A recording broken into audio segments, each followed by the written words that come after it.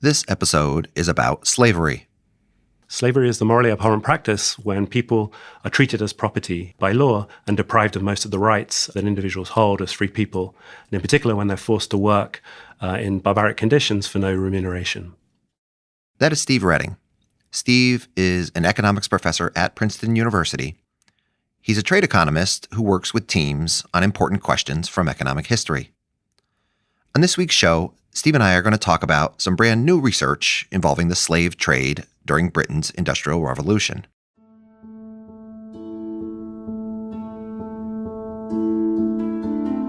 Beginning in the 1500s, 10 million Africans were taken from their homes. Against their will, they were shipped on sailboats across the Atlantic Ocean to the Americas and Caribbean. During those voyages, many got sick and died. The survivors were forced to spend the rest of their lives working unpaid under brutal conditions in the colonies. They were enslaved by Europeans who owned plantations growing things like cotton, tobacco, sugar, and coffee. For hundreds of years, generations of children were then born into this system of suffering in the Americas and Caribbean. For them, there was no escaping slavery.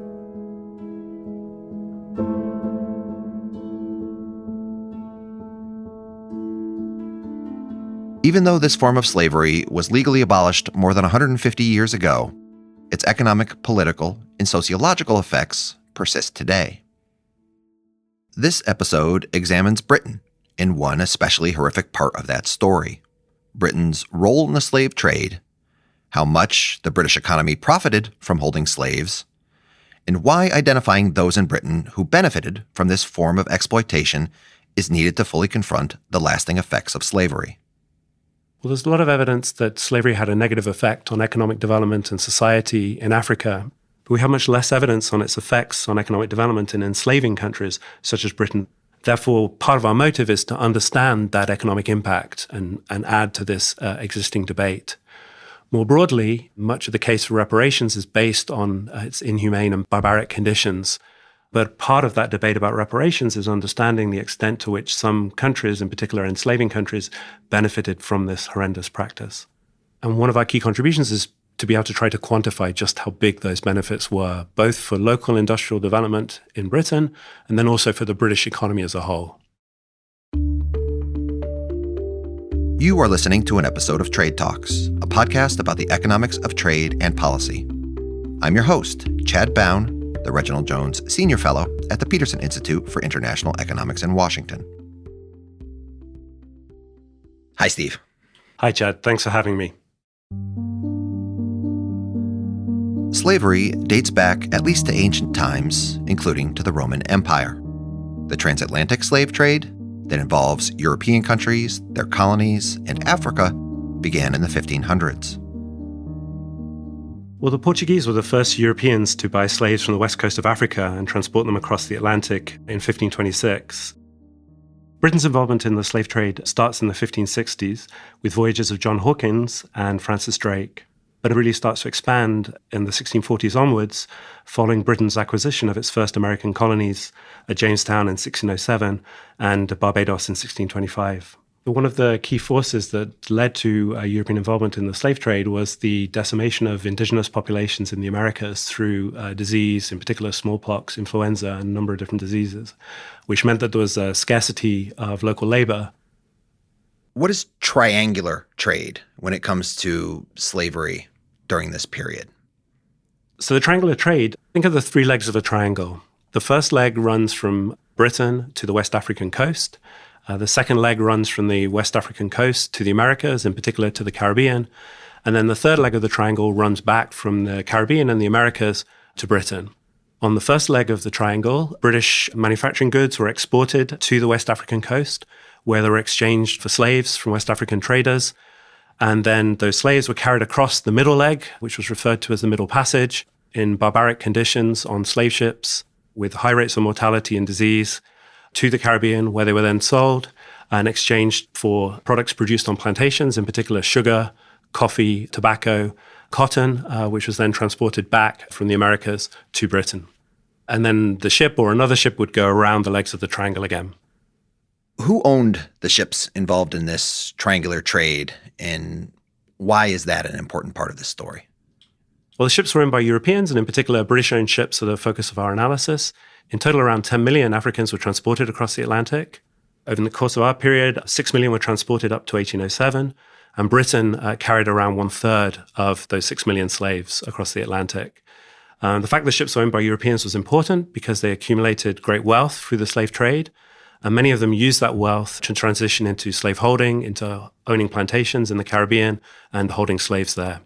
And that's important for our story because it's that wealth accumulated through the slave trade that then enables people to transition into slaveholding on plantations. And then in our study, we look at the impact of that wealth that was accumulated from slaveholding on local economic activity and industrial development in Britain.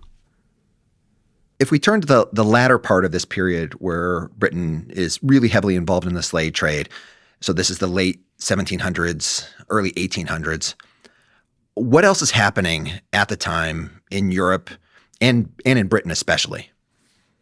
Well, the key economic development in Britain was the Industrial Revolution, which started around 1760 and refers to a whole set of related technological innovations and industrial developments, which led to the rise of manufacturing industry and reallocation of resources out of agriculture and the movement of people increasingly from the countryside into towns and cities.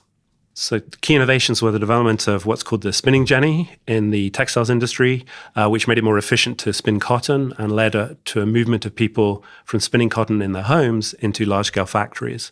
Another key innovation was the development of the steam engine, first invented in 1712, but developed in a series of important improvements by James Watt in the 1760s to 1775, which increased the efficiency of the steam engine and enabled it to be used for rotary motion, which made an important source of power in factories.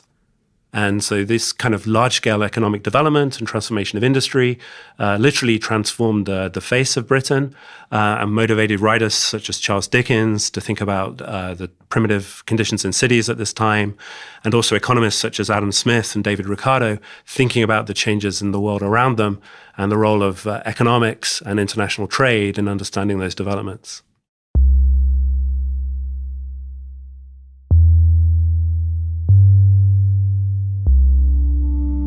The timing here is important. The transatlantic slave trade and the Industrial Revolution, these two incredibly important socioeconomic transformations, took place almost simultaneously. Now, obviously, slavery did not cause the invention of the cotton jenny or the steam engine. But an important question for Britain is whether the profits it enjoyed by enslaving people allowed the country to deploy those sorts of inventions more extensively and become richer than it would have otherwise. I asked Steve about the contemporary thinkers and what they believed the impact of the slave trade was on Britain's economy at the time. Well, there's a huge debate in economic history about the role played by the slave trade in Britain's Industrial Revolution, and indeed about the reasons for the Industrial Revolution in general. At the time, there was considerable debate about this question whether slavery was profitable for the British economy. Adam Smith considered slavery in the colonial system as economically inefficient. Other people argued that it played a key role in industrial development. For example, Karl Marx argued that the veiled slavery of the wage workers in Europe needed for its pedestal slavery pure and simple in the New World, to quote his own words. Economic historians have had a long-running debate as to whether Britain's involvement in the slave trade and slaveholding contributed to its Industrial Revolution. A big part of that debate involves a man named Eric Williams. Williams would famously become the first prime minister of Trinidad and Tobago, helping the Caribbean country gain independence from Britain in 1962. But long before that, Eric Williams was also an incredibly important scholar. Eric Williams was a black economist and economic historian who published an incredibly influential book called Capitalism and Slavery, which advanced two key hypotheses. One of those hypotheses was that Britain accumulated great wealth from the slave trade and slaveholding, and that helped to finance Britain's Industrial Revolution. And then the second hypothesis was that slavery was not abolished in Britain from humanitarian reasons, but because over time it became economically less profitable. And so that economics played a key role both in wealth being accumulated and financing in the Industrial Revolution. And then it also played a key role in the abolition of slavery. He really framed the debate. A lot of research since then has been really trying to explore and quantify just how important the wealth accumulated from the slave trade and the slave holding was for Britain's Industrial Revolution. Some scholars argue it was relatively unimportant. Other scholars emphasized, in particular, the profits not just from the slave trade, but also from slave holding, that the wealth accumulated from slave holding was around 10 times bigger than the profits accumulated through the slave trade. But at the end of that debate, at this moment, it's still an open question.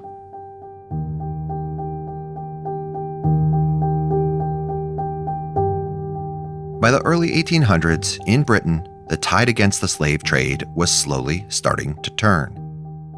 And in 1807, the British Parliament passed an Act for the Abolition of the Slave Trade. Over time, reports of barbaric conditions on slave ships led to increasing political protests against the slave trade. Therefore, in 1807, Britain abolished trade in slavery, and from that point onwards, it was illegal for British ships to participate in the slave trade. Initially, abolitionists hoped that the end of the slave trade would make slavery itself unsustainable. But unfortunately, that did not come about, and further legislative process was delayed. In 1807, Britain did pass that first law that made trading slaves illegal across its empire. Unfortunately, that was not enough to end Britain's role in slave holding. That took another quarter century. The Slavery Abolition Act 1833 did finally stop the British from holding slaves, and what it took to pass that legislation was both horrific and incredibly important for Steve's research. Well, a key feature of the British situation is that the abolition of slavery was heavily opposed by what was known as the West India interests, which is primarily slaveholders, owners of plantations in the Caribbean, who opposed the abolition of slavery.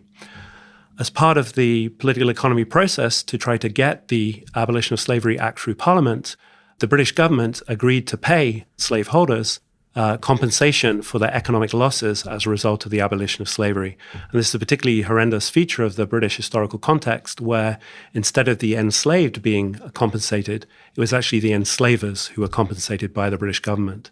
The amounts of money involved were huge. This corresponded to 40% of British government revenue. It's estimated to be around 5% of British GDP at the time. That's important for our research because as part of these compensation payments, the British government collected detailed data about who held these slaves and how many were held in which plantations on which islands.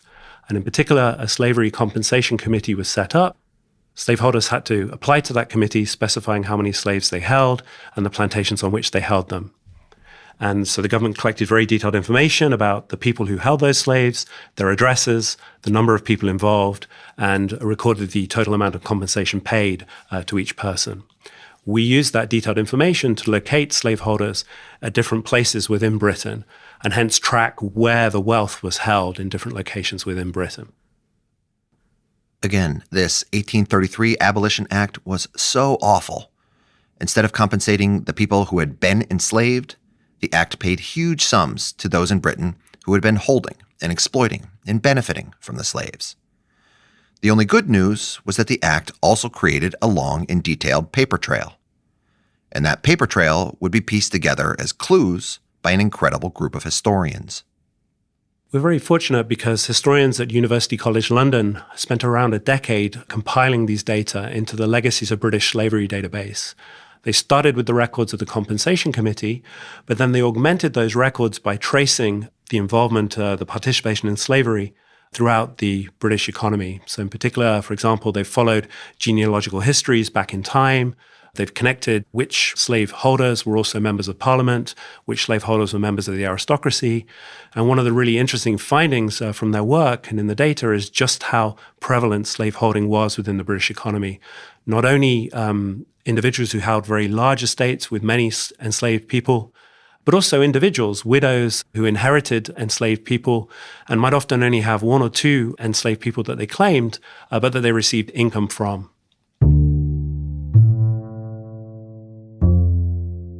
A big part of Steve's project is to build from the Legacies of British Slavery database by combining that information with centuries worth of detailed British economic data. What are going to be the various outcome measures that you're going to be interested in tracking? Well, one of our key contributions in the paper is to put together this extremely rich, spatially disaggregated data set, which combines information on population, employment, property values for individual locations in Britain. And then into that information, which is typically reported for what's known as a parish, a small local area, into those locations, we combine this information on the addresses of slaveholders. So we match the information on the compensation that was received by individual people living in each of these parishes. We then also combine that information with the slave voyages database, which contains information on every single individual voyage of a slave trading ship by slave traders worldwide. And we merge information on British slave traders into these parishes. And then we track their ancestors back in time as part of our empirical analysis. So it's an incredibly rich data set that combines local economic activity going all the way back to Norman times through to the 19th century, the 1830s, together with information on slaveholding and slave trading back across the centuries. Steve's team has this incredibly precise information on where slave traders and slaveholders were located geographically in Britain. He then compares that with where Britain's industrialization was concentrated during this same period. Slave trading was overwhelmingly concentrated in the three ports of Liverpool in the northwest of Britain, Bristol in the southwest of Britain, and London in the southeast. And Liverpool was by far the most important, accounting for around 49% of British slave trading voyages. And in part because slave trading was often a route into slaveholding is also concentrated and clustered around those three ports. But it also extends throughout England and Wales, particularly in coastal regions and particularly in the main population concentrations in towns and cities. And when we just look at the data, we see a high correlation between the areas that have high levels of economic activity in 1833 and that have high levels of slaveholding wealth in 1833, as measured in our compensation data. So you said correlation, but we're economists and we're not ever happy with correlation. We're interested in causation. Why might we be worried that correlation could be mistelling the story here? On the one hand, it's possible that the wealth accumulated through slavery was invested in local industrial activity and helped propel the Industrial Revolution. On the other hand, it could be that local wealth accumulated in Britain was then invested in slaveholding.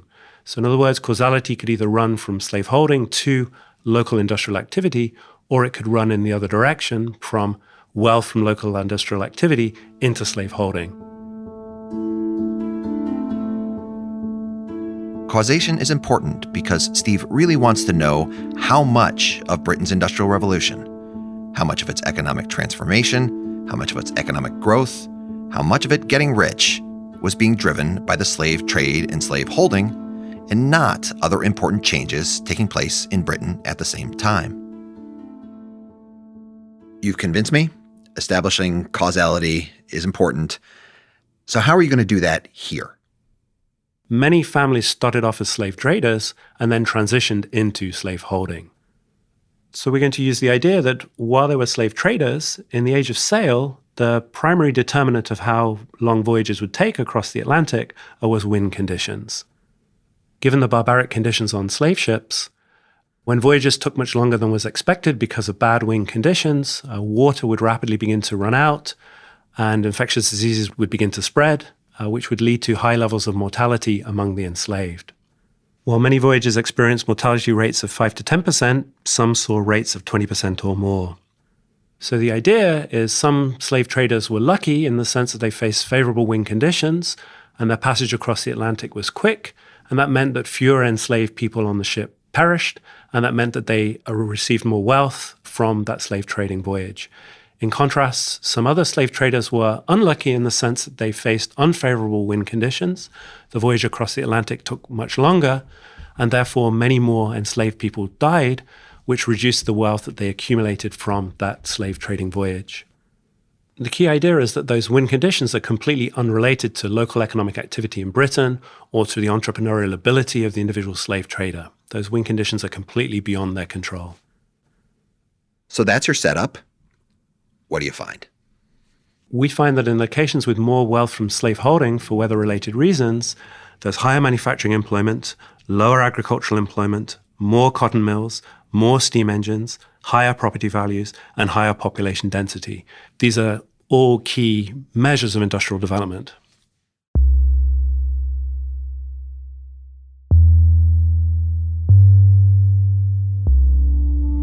Britain's involvement in the slave trade really was a causal contributor to its industrial revolution. Steve has this evidence at the local level, at the level of all these little parishes, how much some parishes grew, how much others did not, that can be traced back to their slave holdings. When you aggregate that up to look at Britain as a whole, what do you find?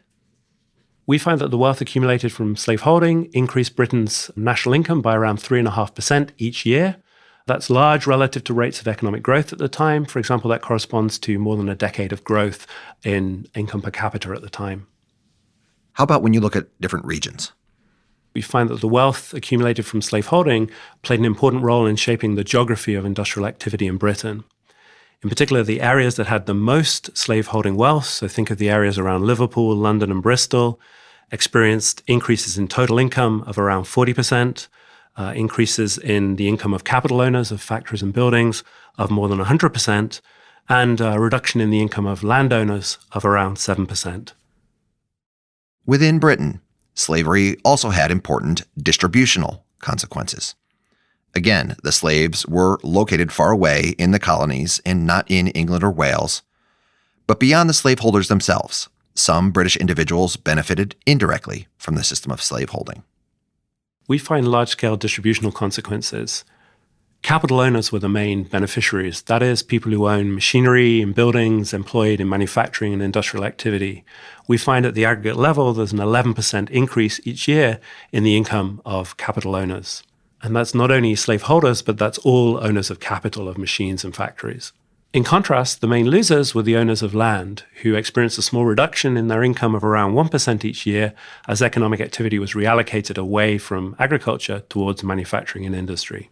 But of course, these are only the people who suffered economically in Britain. It's impossible to compare those economic losses to the extreme suffering of those who were enslaved, of those who perished on slave ships as they were transported across the Atlantic, and those who survived and who suffered and experienced inhumane and barbaric conditions on colonial plantations in the Americas.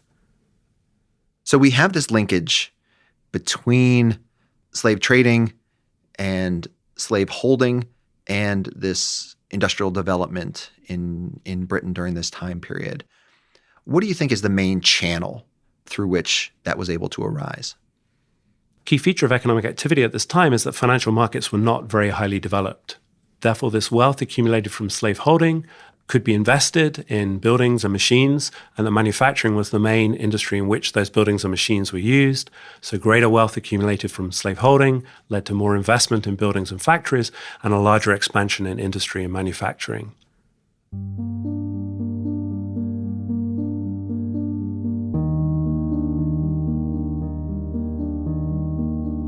British ships were responsible for roughly a third of the slaves traded across the Atlantic.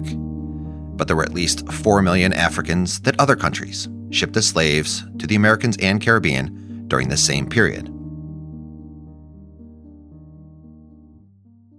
I asked Steve who shipped those slaves and whether those countries similarly benefited from the wealth that their slave traders were accumulating and reinvesting back at home. The Portuguese were the first Europeans to become involved in the slave trade, and they were quantitatively extremely important. Also, in addition to the Portuguese and the British, France and Spain also participated heavily in the slave trade.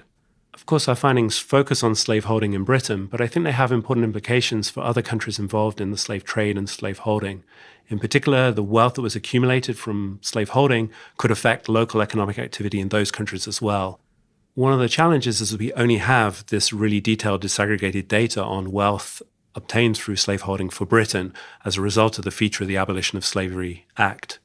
In other countries, it's much harder to obtain the same kinds of data, but an important area for further research is trying to explore in other countries whether this same mechanism that wealth accumulated from slaveholding affects local economic activity also extends to those other settings.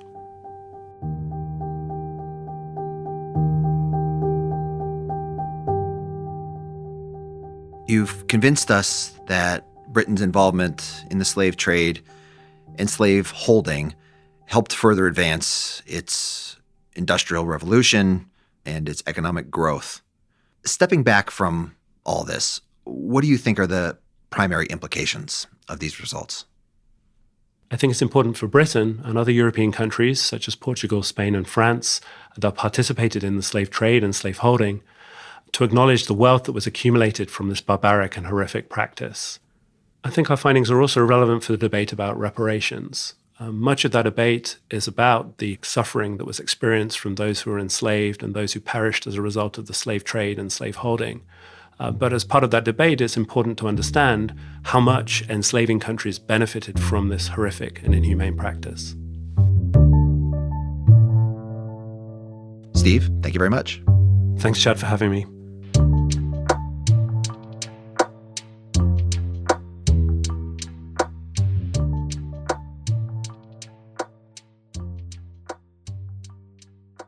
And that is all for Trade Talks. A huge thanks to Steve Redding at Princeton University. Do check out his new paper with Stefan Heblick and Hans Joachim Voth, titled Slavery and the British Industrial Revolution. You can find links to that paper, as well as some of the other research that Steve mentioned, in the show notes on the Trade Talks website. This is such an incredibly important topic. We will hope to cover some other aspects in future episodes. Thanks to Melina Kalb, our supervising producer. And thanks, as always, to Colin Warren, our audio guy. Do follow us on Twitter. We're on @trade__talks. That's not one but two underscores, @trade__talks.